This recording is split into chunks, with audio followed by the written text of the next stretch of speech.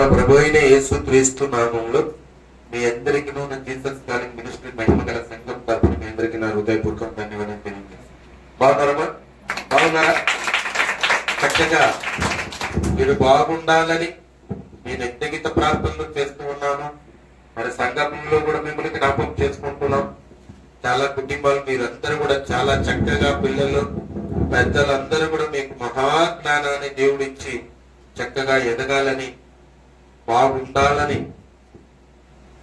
ప్రతి కుటుంబం కట్టబడాలని మనస్ఫూర్తిగా ప్రార్థన చేస్తూ ఉన్నాను. సహోదరి సహోదరుడా, మీరందరూ కూడా చాలా చక్కగా మరి మనం డైరెక్ట్ గా దేవుని వాక్యంలోకి వెళ్తాం. సమయం ఏమండి, ఈ నెలంతా యవనస్తుల గురించి చెప్పుకుంటూ వచ్చాను. ఎందుకంటే సమాజం ప్రశ్న పెట్టుకోవాల్సింది వాళ్ళే, నిలబెట్టుకోవాల్సింది వాళ్ళే. కాబట్టి తెలుసుకోవాల్సిన విషయాలు జాగ్రత్తలు తెలుసుకోవాలి, హెచ్చరికలు తెలుసుకోవాలి, ఏది మంచిదో తెలుసుకోవాలి, ఏది చెడ్డదో తెలుసుకోవాలి, ఏది మోసపోతున్నామో తెలుసుకోవాలి.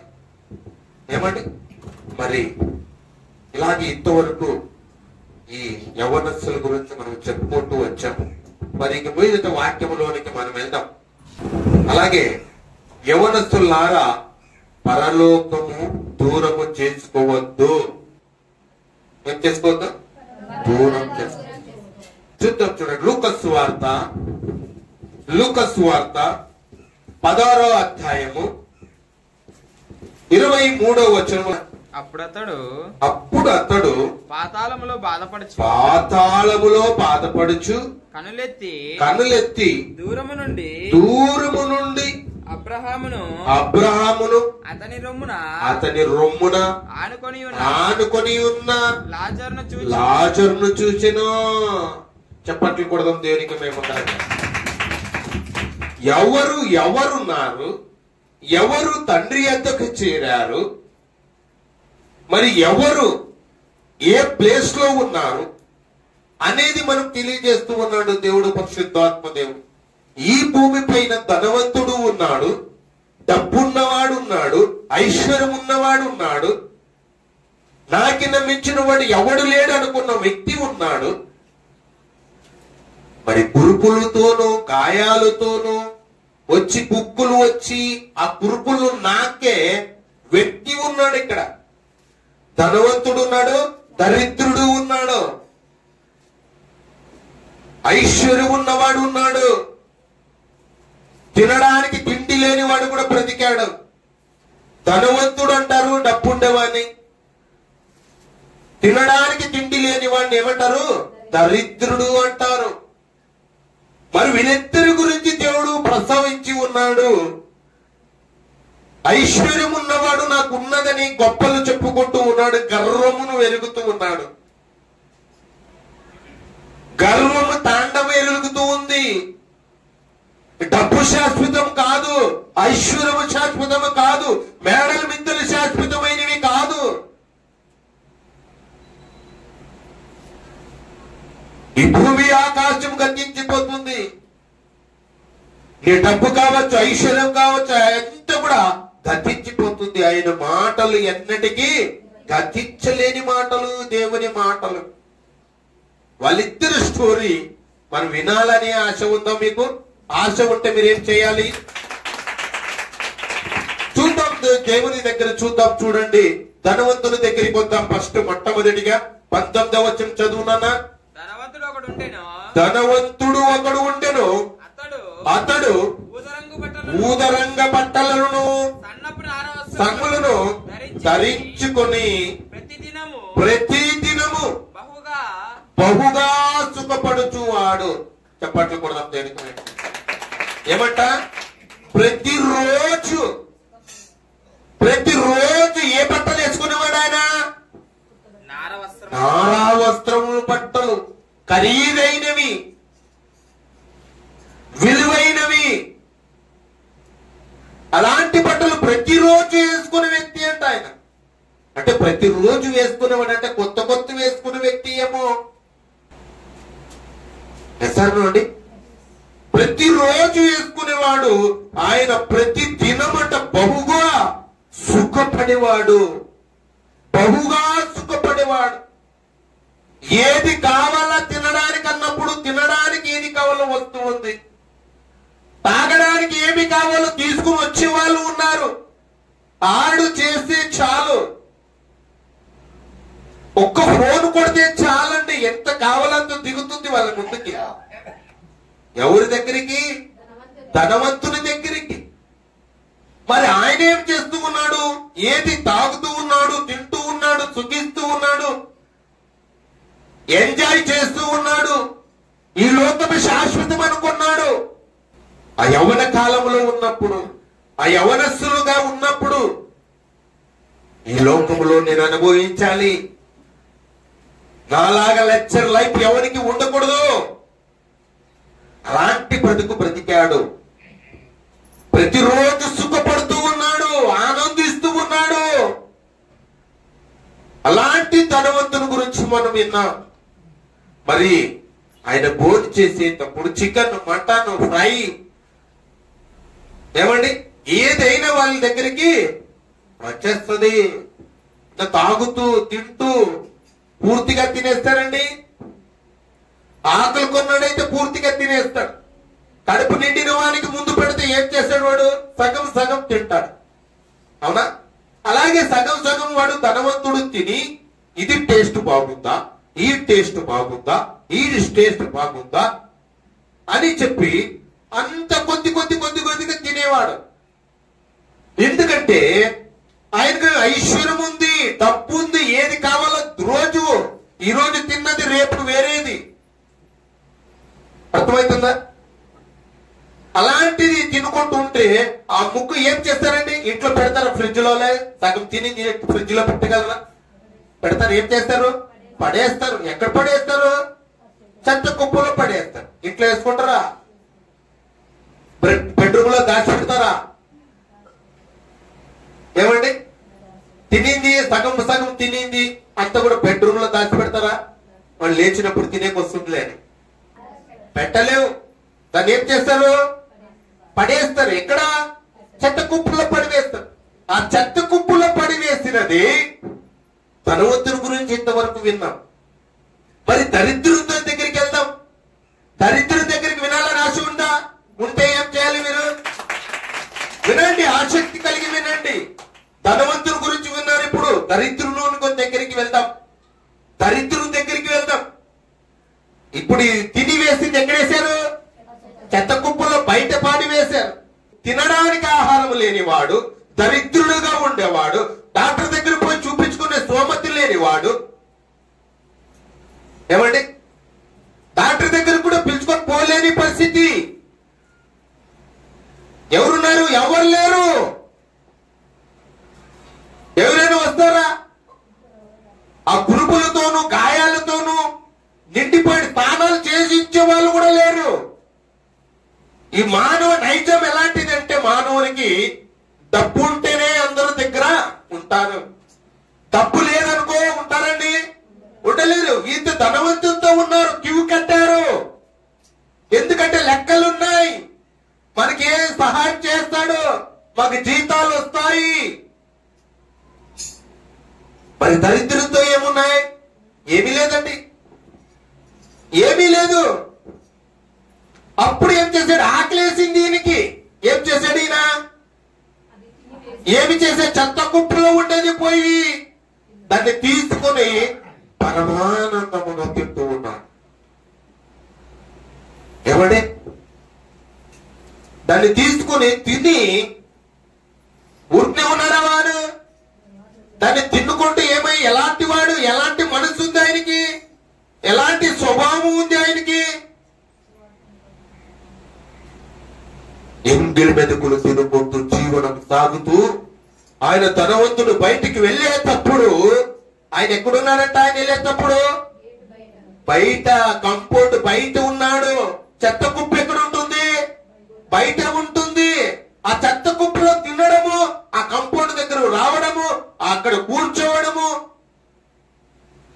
ఈయన ధనవంతుడు బయటికి వచ్చినప్పుడు అంతా కూడా అయ్యా నీకు వందనాలయ్యా, అయ్యా నీకు వందనాలయ్యా, అయ్యా ఈ లోకం శాశ్వతమైంది కాదయ్యా, ఈ లోకం శాశ్వతమైంది కాదయ్యా, పుట్టినప్పుడు తెలుసుకున్నావు ఈ లోకం ఉన్నదని, మరణించినప్పుడు తెలుస్తుంది మరొక లోకం గురించి.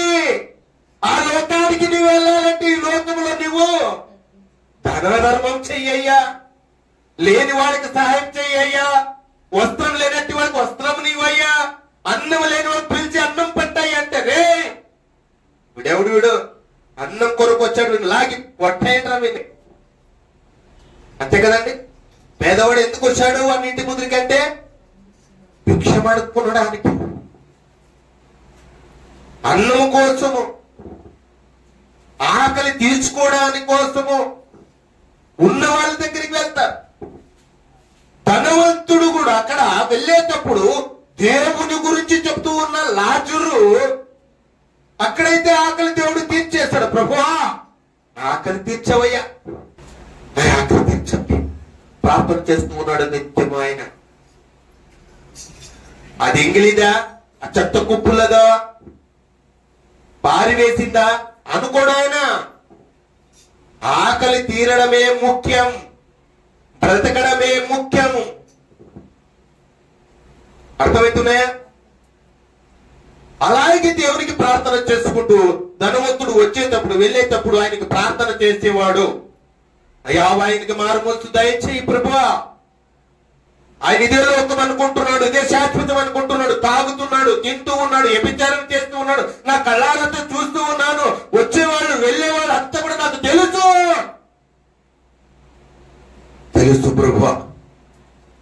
సత్యం తెలీదు ఆయనకి. యవ్వనములో ఉన్నారు, యవ్వనములో ఈ వాక్యం సెలవిస్తూ ఉంది. యవ్వనములో నరుడు యవ్వనములో ఏం చేయాలంట?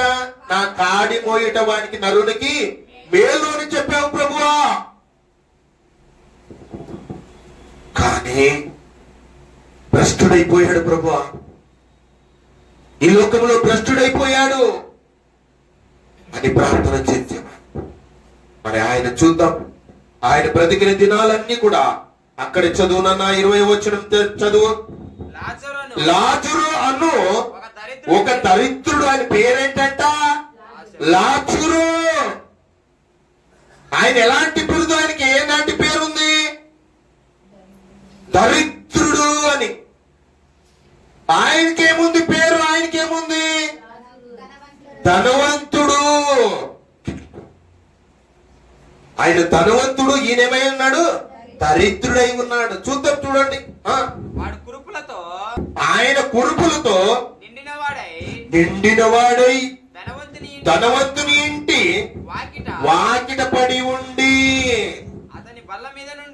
అతని బల్ల మీద ఉండి పడు రొట్టె ముక్కలతో ఆకలి తీర్చుకొను కోరెను. అంతేకాక ఏమొస్తాయంట? కుక్కలు వస్తూ ఉన్నాయి.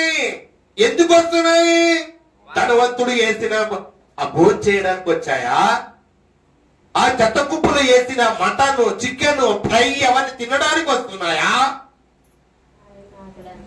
ఎందుకు వస్తున్నాయి? కురుపులు, కుక్కలు వచ్చి ఆయన నాకుతూ ఉన్నాయంట. దరిద్రుడు ఎలాంటి స్థితిలో ఉన్నాడు? కుక్కలు వచ్చి నాకుతూ ఉన్నాయంట నీస్కి.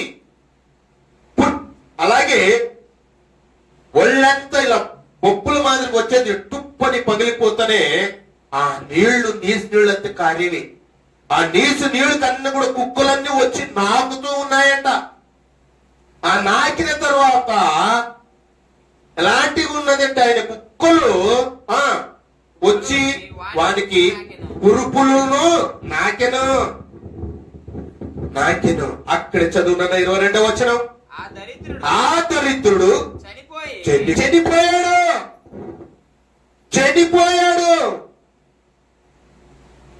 మరి దరిద్రుడైతే చనిపోయాడు, మరి ధనవంతుడు చనిపోలేదా? ధనవంతుడు చనిపోలేదా? చూద్దాం, చనిపోయాడా లేదా చూద్దాం. ఆ దరిద్రుడు చనిపోయి దేవదూతల చేత అబ్రహాము రొమ్మును ఆనుకొనుటకు కొనుకోబడెను. ధనవంతుడు కూడా చనిపోయి పాతి పెట్టాడు. ఏమంట? ఎవరు చనిపోయారు? మొట్టమొదటిగా లాజరు చనిపోయాడు. ఆయన కూడా అక్కడ, ఆయన కూడా ఏం చెప్పు? చనిపోయాడు. ఈ ధనవంతుడు ఏమైపోయాడు? చనిపోయి ఎక్కడ పెట్టారు ఆయన్ని? చనిపోయిన ధనవంతుని మట్టిలో పెట్టారు, పాతి పెట్టారు. మరి ఇక్కడ ఏమి జరుగుతుందో మీరు గమనించాలి. మీరు ఏమి వ్యత్యాసం అవుతూ ఉందో మీరు సూటిగా వినాలి. నీ మాటలు వింటే నీ జీవితం మారుతుంది, నీ బ్రతుకు మారుతుంది. ఎలా ఉండాలో సర్చ్ చేసుకుంటాం, ఎలా బ్రతకాలో సర్చ్ చేసుకుంటాం. లేకపోతే పోతావు పాతాళానికి, అగ్నిగుండంలో కాలుతాం.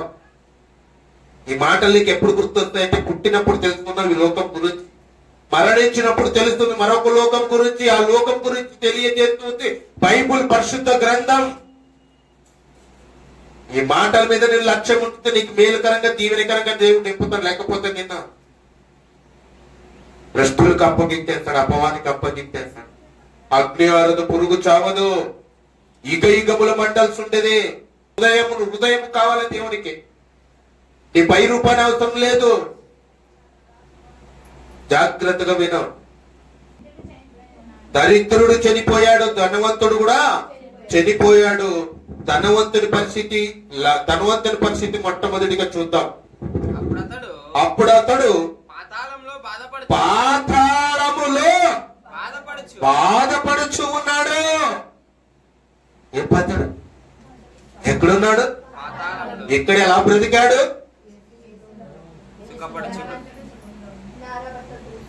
నారా బట్టలు రోజు వేసుకుంటూ ఉన్నాడు, సుఖంగా బ్రతుకుతూ ఉన్నాడు, ఎంజాయ్ చేస్తూ ఉన్నాడు, లగ్జర్ లైఫ్ ను బ్రతికించాడు. ఏ కారు కావాలంటే కారు, ఏ అమ్మాయి కావాలంటే అమ్మాయి రావాలి. ఎంత లెక్క కావాలి చెప్పు?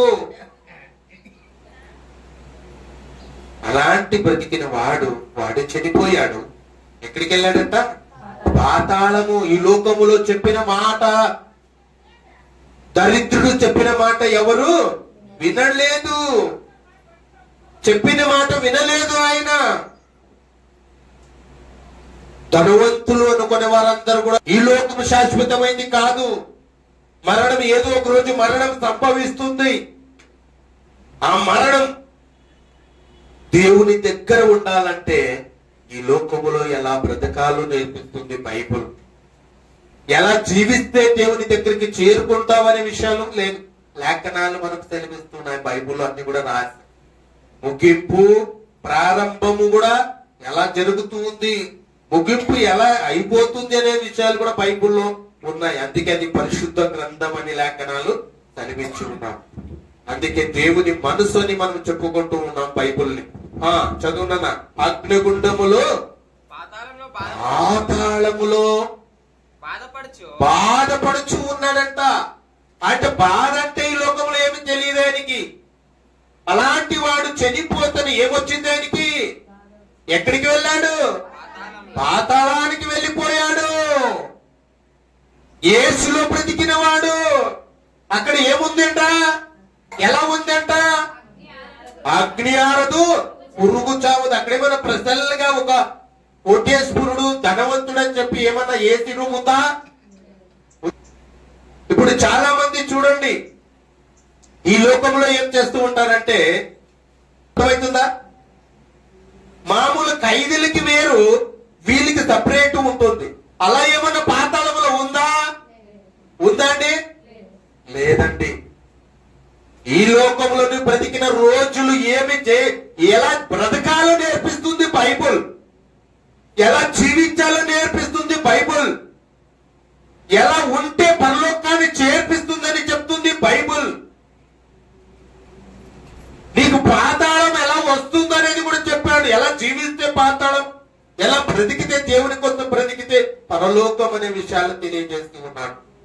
మరి ఈ లోకంలో ఉన్నప్పుడే, నీలో ఆత్మ ఉన్నంగానే నీవు తెలుసుకోవాల్సిన సత్యాలు తెలుసుకోవాలి.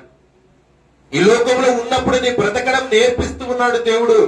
ఏమంటున్నాడు? పాతాళంలో ఏం చేస్తున్నాడు నాన్న ఆయన? కర్ర కేకేస్తున్నాడా? ఏమండి? కనులెత్తి దూరము నుండి అబ్రహామును అతని రొమ్మున ఆనుకొని లాజరును చూసాను. చప్పట్లు కొడదాం దేవునికి. ఏమిట? ఎవరున్నారు అక్కడ? ఎక్కడున్నాడు లాజరు? ఈ లోకంలో ఏమై ఉన్నాడు అతని? దరిద్రుడుగా ఉన్నాడు. దరిద్రుడుగా ఉన్నవాడు ఎక్కడున్నాడట? పరలోకముల తండ్రి కుడి పార్శ్వమున కూర్చున్నది ఎవరు గుర్తించారు? ధనవంతుడు. ఆయన ఎక్కడున్నాడు? ఆయన పాతాళంలో ఉన్నాడు. అంటే పాతాళంలో నుంచి పరలోకము చూడొచ్చు అనమాట. అర్థమవుతుందా? మరి ఇక్కడి నుంచి కనిపించదు, కానీ పాతాళంలోకి పోయిన వారు మాత్రం చాలా చక్కగా చూస్తారు. ఈ భూమి పైన ఉన్న వారిని కూడా చూస్తారు వాళ్ళు. చప్పట్లు కొడదాం దేవునికి మహిమకరంగా. చెప్తూ ఉన్నాడు ఆయన. ధనవంతుడు చెప్తూ ఉన్నాడు. ఏం చెప్తున్నాడట? అయ్యా, ఈడు యాత్ర పడుతూ ఉన్నాడు. ఈడ వేదన ఉంది. అగ్నిగుండంలో కాలుతూ ఉన్నాడు. నా ఇంటి ముందర ఎంగిలి మెతుకులు తినుకొని ఉండే దరిద్రుడిని ఎక్కడ కూర్చోబెట్టుకున్నావు? నీ కుడి పార్శ్వంలో కూర్చోబెట్టుకున్నావే.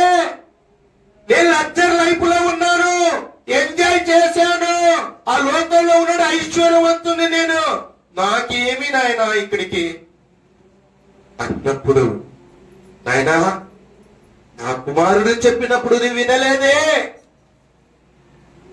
దరిద్రుడు అనుకున్నావే, పనికి రానివాడు అనుకున్నావే, లెక్క లేకున్నట్టు బ్రతికావే, చెప్పిన మాట మీద లక్ష్యం ఉంచలేదే. అందుకే నాయనా నువ్వు వినలేదు కాబట్టి, అందుకే నీ ప్లేస్ అక్కడ పాతాళంలో ఉంది. ఆయన నీ భయభక్తులను తిని వేసిన ఎంగిలి మెతుకులు తినుకుంటూ నీకు స్వార్థం చెబుతూ ఆయన ప్రార్థన చేసుకుంటూ జీవనం సాగించాడు. సత్యం ఆయనకి తెలుసుకున్నాడు, నీకు తెలియలేదే. అందుకే ఆయన నా కుడి పార్శ్వమున చెప్పట్టుకుంటుంది.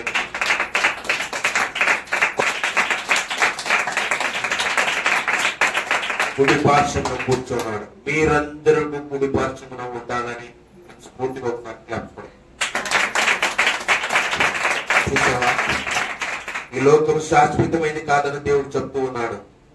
నీ కష్టాలు రావచ్చు, నీ బాధలు రావచ్చు, కన్నీళ్లు కారొచ్చు ఈ లోకంలో, కానీ శాశ్వతమైంది కాదు. శాశ్వతమైంది దుఃఖమైతే కాదు, శాశ్వతమైన బాధలైతే కాదు. సుఖము దుఃఖము రెండు చక్కెర లాంటివండి. దేవుడు జతపరిచి ఉన్నాడు. భార్య భర్తలు ఎలా జతపరిచి ఉన్నాడు, అలాగే సుఖము దుఃఖము రెండు చక్కెర లాంటివి. పూర్తిగా సుఖంగా బ్రతకలేవు, పూర్తిగా కష్టాల్లో పాలు కాలేవు. రెండు ఉంటాయి, ఆనందం సంతోషం రెండు ఉంటాయండి. అలాగే పరలోకము కూడా అక్కడ మనం చేరాలంటే మరి ఆయన పై వచ్చిన 22వ వచనంలో ఈయనైతే పాతి పెట్టిన వెంటనే ధనవంతుడు ఎక్కడికి పోయాడట? పాతాళంలోకి పోయాడు.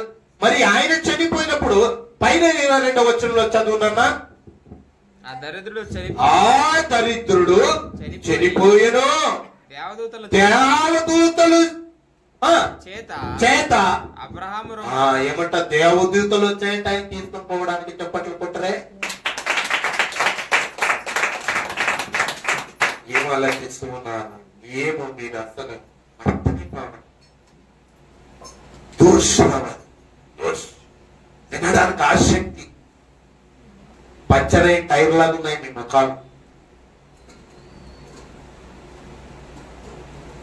సంతోషంగా దేవుని మాటలు ఉద్యోగం నింపుతాయి, సంతోషం నింపుతాయి, ఆనందం నింపుతాయి. ఏదో వచ్చామని కూర్చొని వెళ్ళిపోయామని కాదు, నీ జీవితం కొరకు బైబిల్లో తెలుస్తున్నాడు. నీ బ్రతుకు మారాలి, నీ మనసు మారాలి.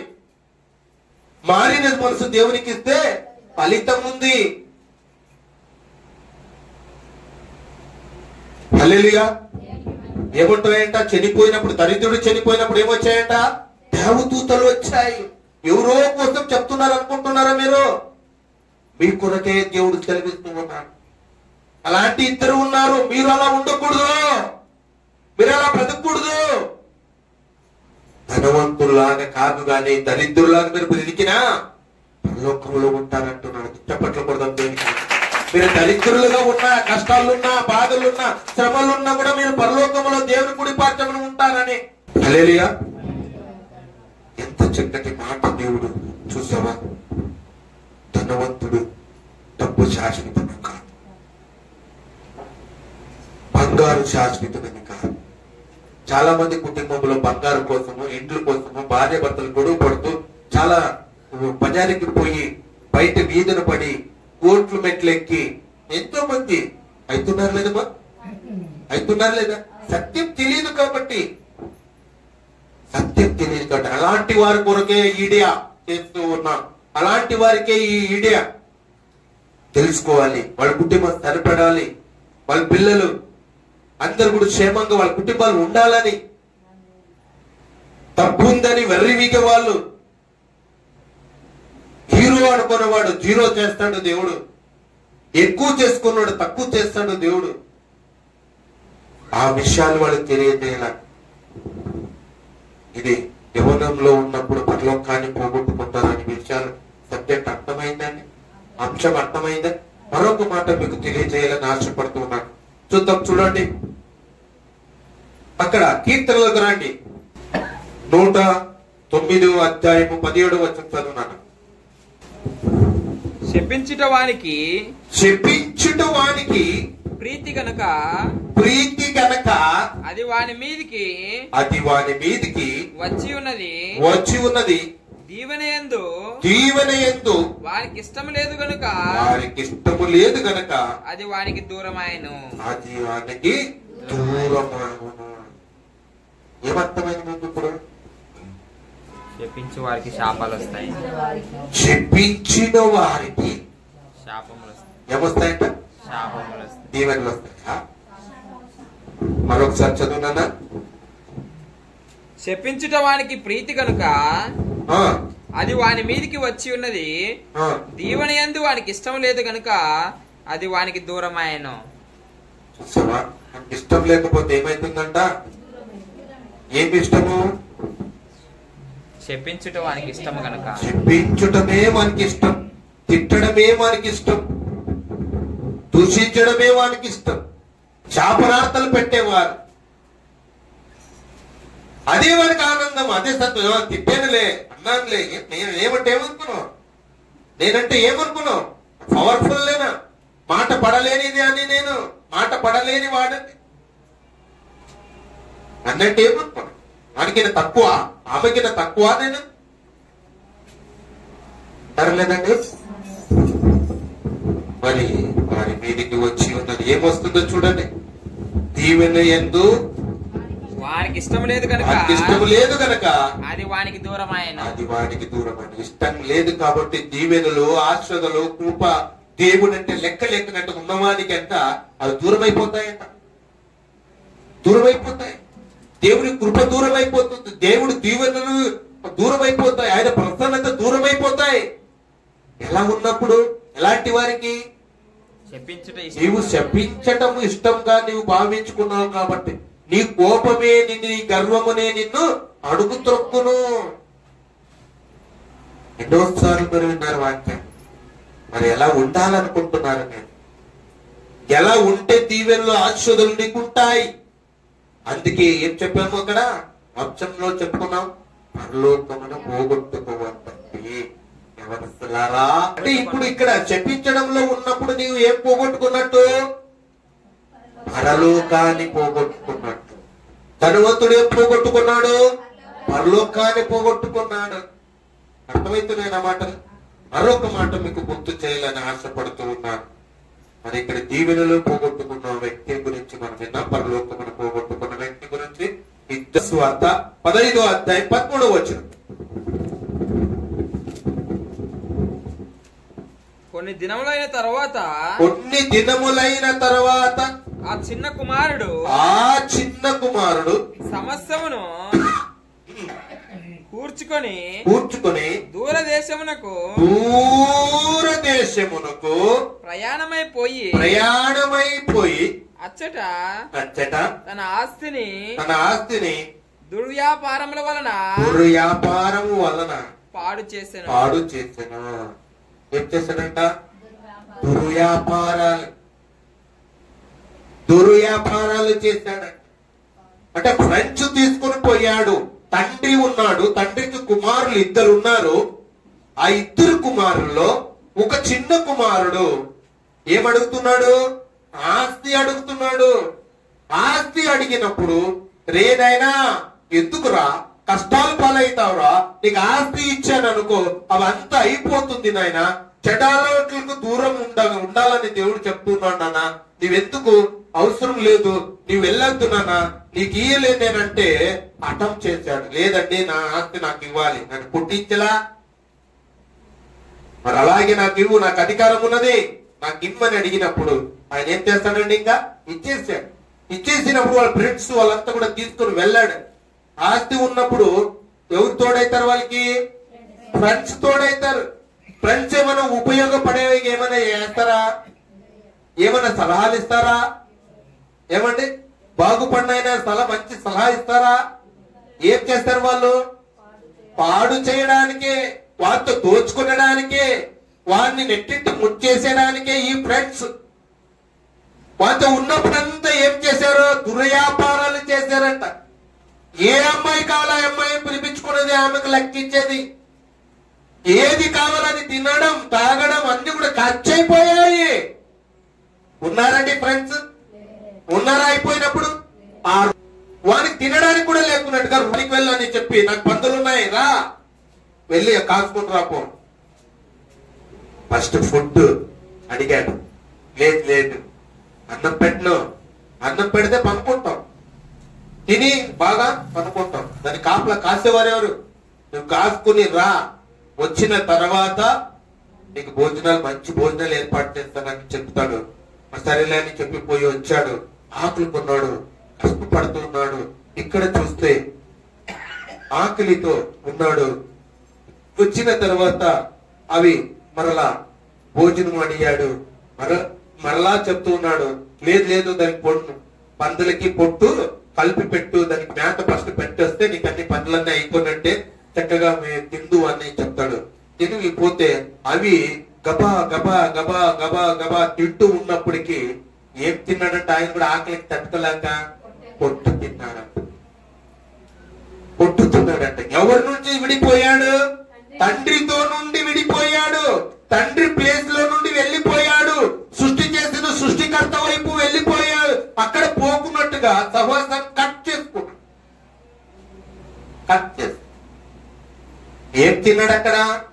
పొట్టు తిన్నాడు. మరలా తండ్రి ఎదురు చూస్తూ ఉన్నాడు. నా కుమారుడు రోజు చూస్తూ ఉన్నాడు, ఎదురు చూస్తూ ఉన్నాడు. నా కుమారుడు వస్తాడు, అది ఖాళీ అయిపోతుంది నాకు తెలుసు, నా కుమారుడు నా దగ్గరికి వస్తాడు, తిరిగి వస్తాడు, ఎదురు చూస్తూ ఉన్నాడు కన్న తండ్రి. చూసేటప్పటికి వచ్చి అక్కడికి వచ్చేసరికి చూసి అక్కడ వస్తున్నాడు నా కొడుకే వస్తున్నాడు. వాడు అనుకుంటున్నాడు ఆ పందులు తినేటప్పుడు పొట్టు తినేటప్పుడు తిన్నప్పుడు, అరే మా నాయన వేలాది మందికి భోజనాలు పెడుతూ ఉన్నాడే, వేలాది మంది మా తోటలో కావచ్చు, మా పనులు కావచ్చు, అన్ని కూడా నా తండ్రి చూసుకుంటున్నాడే, మరి అంతమంది భోజనాలు పెట్టేవాడు, నేను ఒక్కరికి నేను ఊరినే మన డాడీ నేను వదిలేసి వచ్చానని చెప్పి పొట్టు తినుకుంటూ కన్నీళ్ళు కారుస్తూ ఆ తండ్రి వైపు తిరిగాడు. ఆ తండ్రి వైపు చూశాడు. చూసినప్పుడు వెంటనే తప్పించుకొని పరిగెత్తుకొని వచ్చినట్టుగా లేఖనాలు సంధిస్తున్నాడు. వచ్చినప్పుడు చూస్తూ ఉన్నాడు. రోజు మిద్ది వెక్కిపోయి అఫ్టర్లో చూడడం, నా కుమారుడు ఏట వరకు వస్తున్నాడేమో, వస్తాడు ఎదురు చూస్తూ ఉంటాడు. వచ్చినప్పుడు వానికి ముద్దు పెట్టుకుని వాని స్నానాలు చేసి వానికి భోజనాలు పెట్టి మంచిది పెట్టి మనకి మంచి వస్త్రదానాలు వేసి బ్రహ్మాండంగా చూసుకుంటూ కొవ్విన దూడు వధించి అందరికి భోజనాలు ఏర్పరిచి నా కుమారుడు తిరిగి వచ్చాడని సంతోషము తండ్రికి సంతోషం వేసింది. మరి పెద్ద కుమారుడు కూడా ఉన్నాడు. ఏ రోజు కూడా చూడు, ఇన్ని రోజులు ఇన్ని సంవత్సరాలు నేను ఉన్నానే, నా కోసం మా తండ్రి ఏమీ చేయలేదే అని కూడా వాడు కొనుక్కుంటూ ఉన్నాడు పెద్ద కుమారుడు కూడా. కానీ ఆ సంతోషమును తిరిగి రావడం, ఆ తండ్రిలో ఆనందం చూస్తూ ఉన్నాడు. కానీ అలాంటిది దేవుడు కూడా, కన్న తండ్రి కూడా ఎవరిని కూడా ఈ భూమి పైన ఉన్న ప్రతి ఒక్కరిని కూడా ఎవరిని దేవుడు వదిలిపెట్టేవాడు కాదు. మన కన్న తండ్రి దేవుడు తిరిగి రావాలని, పాపము నుండి శాపము నుండి రోగము నుండి విడుదల చేసి దేవుడు నా వైపు నా బిడ్డలు వస్తారని ఎదురు చూస్తూ ఉన్నాడు కన్న తండ్రి. చప్పట్లు కొడదాం దేవుడికి. ఈ తాగుపోతా, తిరుగుపోతా, తిండిపోతా ఏదో ఒక రోజు తెలుసుకొని నా దగ్గరికి నా వైపు నా బిడ్డలు తిరిగి చూస్తారని కన్న తండ్రి ఎదురు చూస్తున్నాడు. సహోదరి సహోదరు, నీ తప్పును ఒప్పుకొని విడిచిపెట్టిన వాడు ఈ భూమి పైన వర్తులనని లేఖనాలు సెలవిస్తూ ఉన్నాయి. దేవుడు సెలవిస్తూ ఉన్నాడు. సహోదరి సహోదరుడా, ఈ కుమారుని గురించి, తప్పిపోయిన కుమారుని గురించి, తండ్రి సహవాసం నుండి దూరమైనప్పుడు పరలోకాన్ని పోగొట్టుకునే వారుగా ఉండకూడదని దేవుడు సూటిగా మనతో మాట్లాడుతున్నాడు. మరి అక్కడ ఒక మాట మనకి ఇంకొక మాట మనకు తెలియజేస్తూ ఉన్నాడు. మత్తయి సువార్త వినండి. 15వ అధ్యాయము 8వ వచనం.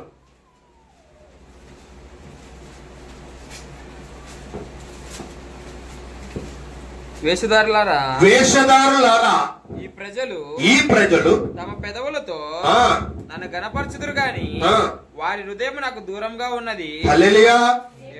మరోసారి చదువునా. వేషధారులారా ఈ ప్రజలు నాటకాలు చేసేవారులారా. వేషధారులు అంటే గొర్రె చర్మలు కప్పుకున్న వారులారా, తోడేళ్ళంటి మనసు కలిగిన వారులారా, కుళ్ళు కుతంత్రాలు పెట్టుకున్న వారులారా, బయట ఒకటి లోపల ఒకటి ఉంచుకున్న వారులారా, నాటకాలు చేసే వారులారా, పేరుకు మాత్రమే క్రైస్తవులని చెప్పుకుంటూ అన్ని చేస్తున్న వారులారా, ఇవన్నీ కూడా దానికి ఎవరంట? వేషధారణలారా. చదువున్నాను. ఈ ప్రజలు ఈ ప్రజలు అంటే భూమి పైన ఉన్న ప్రజలు. ఈ ప్రజలు తమ పెదవులతో నన్ను గణపరచుదురు గాని వారి హృదయము నాకు దూరముగా ఉన్నది. హృదయం అంట ఏమై ఉందట? దూరంగా ఉందంట. వేషధారులుగా ఉన్నారు కాబట్టి, దేవునికి ఇష్టంగా బ్రతకలేరు కాబట్టి. అర్థమవుతుందా? హృదయం చాలా దూరంగా ఉంది. అందుకే నేను ముందుగా చెప్పాను, ఈ 10 రూపాయలు కాదు దేవుడు అడుగుతుండేది. ఏమడుగుతున్నాడు? హృదయాన్ని అడుగుతున్నాడు. ఈ హృదయంలో ఎవరు ఉండాలనుకుంటున్నారు? దేవుని ఆలయం నీ వెరుగువా. దేవుడు నీ హృదయంలో ఉండాలని కోరుకుంటున్నాడు. నీకు తెలియదా? తెలుగు సహోదరి సహోదరుడా, దేవుడు హృదయాన్ని చూసేవాడు. నీ వేషధారణలు చూసేవాడు. నీ కూర్చుండుట, లేచుండుట, నీ పడుకుంటుండుట, నీ మాట్లాడే ప్రవర్తన జాగ్రత్తగా చూసుకోమని ఎందుకు లేఖనాలు సెలవించావంటే నీ జాగ్రత్తగా ఉండవని, నీకు తప్పిపోతున్నావని, వేషధారణలో మనం అడుగు పెట్టకూడదని లేఖనాలు సెలవిస్తూ ఉన్నాయి. ఇప్పుడు ఈ మాటలు మనం విన్నప్పుడు, అవునా నేను అలాంటి పరిస్థితుల్లో ఉన్నానా, అలాంటి స్థితి నేను ఉన్నానా, ఎవరికి చూడలేదని చేస్తూ ఉన్నానా, చూస్తూ ఉన్నారని మేము చూసి గమనిస్తూ ఉన్నామా? ఎవరు చూడుకోకపోయినా సరే, ఎవరికి కనిపించలేకపోయినా సరే, ఎవరికి కనిపిస్తావు? దేవునికి కనిపిస్తావు. అందుకే ఆయన నీ హృదయం చాలా దూరంగా ఉన్నది. మనుషులు కల్పించిన పద్ధతులను దైవోపదేశములు బోధించుచు వారి నన్ను వ్యర్థముగా ఆరాధించుదురు. చెప్పట్లు కొడదాం దేవునికి మేమకరంగా. వ్యర్థంగా ఆరాధిస్తూ ఉన్నారు, వ్యర్థంగా దేవుని మందిరికి వస్తున్నారు, వ్యర్థంగా క్రైస్తవులని చెప్పుకుంటున్నారు, నాటకాలు చేస్తున్నారు. వేషధారులారా, ఈ ప్రజలందరూ కూడా వేషధారులై ఉన్నారని లేఖనాలు చదివిస్తున్నారు. ఇలాంటి వారికి పరలోకం ఇస్తానండి. అందుకే పరలోకమును మీరు పోగొట్టుకునుడి. అర్థమైందా? మరి అక్కడ ఒక మాట మనకు తెలియజేస్తూ ఉంది. మరి సామూయేలు 2వ గ్రంథం చివరికి వచ్చేసామండి. 7వ అధ్యాయము 15వ వచనం. నిన్ను స్థాపించుటకై నేను కొట్టివేసిన సౌలునకు నా కృప దూరం అయినట్లు అతనికి నా కృప దూరము చెయ్యను. ఏమంటుండే? ఏం పోగొట్టుకున్నాడు అక్కడ? ఆయన కృప పోగొట్టుకున్నాడు, ఆయన దీవెనలు పోగొట్టుకున్నాడు, ఆయన ప్రసన్నత పోగొట్టుకున్నాడు. దేవుని కృప లేకున్నట్టుగా పోగొట్టుకున్న వ్యక్తి గురించి మీకు తెలియజేస్తూ ఉన్నాను. ఇప్పుడు దేవుని కృప లేకపోతే ఏమిస్తాడు? ఏమీడు? పరలోకము పోగొట్టుకున్నాను. మరల చివరి మాట ఒక మాట మనకు తెలియజేస్తూ ఉన్నాడు. మరి కీర్తనలో అలేషుడు రాసిన కీర్తన 119వ అధ్యాయము 155వ వచనం. భక్తిహీనులు ఈ కట్టడలను వెతుకటలేదు గనుక ఎవరు వెతకడం లేదు? భక్తిహీనులు. అక్కడేమన్నాడు? వేషధారులు. ఇక్కడ భక్తిహీనులు. నీ కట్టడలను వెతుకుటలేదు గనక రక్షణ వారికి దూరముగా ఉన్నది. రక్షణ అంటే రక్షణ ఉంటే నీకు ఎక్కడ ఉంటా? ఏముంటుంది? నీకు పరలోకం ఉంటుంది. రక్షణ లేదంటే ఏం పోగొట్టుకున్నట్టు? పరలోకమును పోగొట్టుకున్నట్టు. అర్థమవుతుందా? భక్తిహీనులు నీ కట్టడలను వెతుకుటలేదు. నీ కట్టడలనంటేమి? నీ క్రమశిక్షణ పద్ధతులు ఏమండి? ఇవన్నీ కూడా దేవుని లక్షణాలు. కట్టడాలంటే ఆయన ఆజ్ఞలు, ఆయన చిత్తము, క్రమశిక్షణ, ఇవన్నీ కూడా కట్టడలలోనికి లెక్కల్లో మనకు చూపిస్తూ ఉన్నాడు దేవుడు. భక్తిహీనులు నీ కట్టడలను వెతుకుటలేదు, నేను వెతకడం లేదు, దేవుణ్ణి వెతకడం లేదు, దేవునికి ప్రార్థన చేయడం లేదు. నీ ప్రార్థన చేస్తున్నావు కానీ నీ హృదయం చాలా దూరంగా ఉంది. నీ పాపము అనే ఒక అడ్డుగోడగా ఉంది. బంతి చూడండి, బంతి తీసుకొని గోడకేస్తే ఎక్కడికి వస్తుంది? రిటర్న్ వస్తుంది. నీ ప్రార్థన చేస్తే కూడా నీ భక్తిహీనంగా ప్రార్థన చేస్తే ఎక్కడికి వస్తుంది? మళ్ళీ రిటర్న్ నీకు వస్తుంది. పేరుకు మాత్రమే క్రైస్తవురాలు, పేరుకు మాత్రమే క్రైస్తవుడుగా ఉండవద్దంటున్నాడు దేవుడు.